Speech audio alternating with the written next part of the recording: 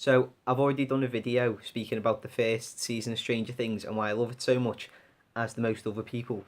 Because when it first came out onto Netflix, I wasn't really excited about it. I just seen it and was like, oh, that looks quite cool. I think I'll watch that. There was no real buzz from anyone as far as I could tell. So when I started watching it, I thought it'd be one of those shows that not a lot of people watched, but the people who did really liked it. And I thought I was going to have to be telling everyone to watch it, and it just wasn't the case. As I was about halfway through watching it and I realised everyone else was watching it as well, and not just that, they were loving it.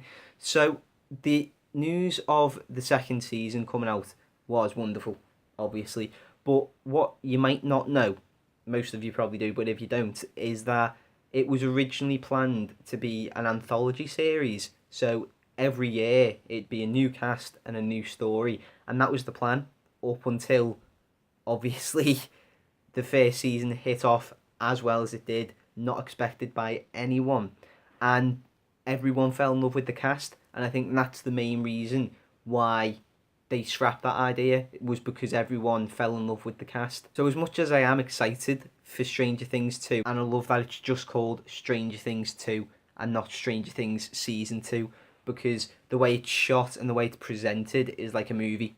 So it's just Stranger Things 2, and I love that.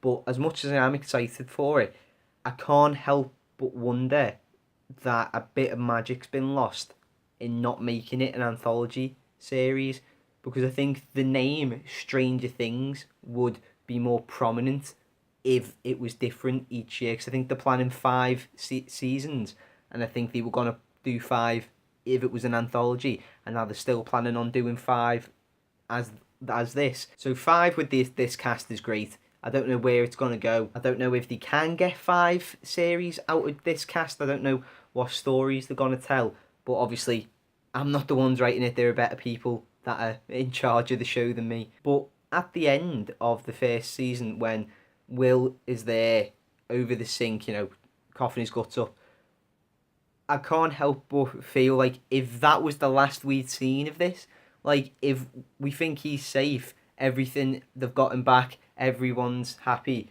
and then that happens, and then that's the last we see of it, and then next year we go to some other story, some other town, all new characters. That'd be so good.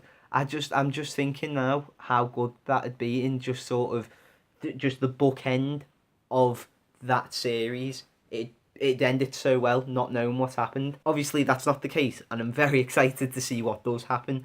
And as much, like I say, the new story prospects and the thing that they could do anything with new characters and a new setting excites me.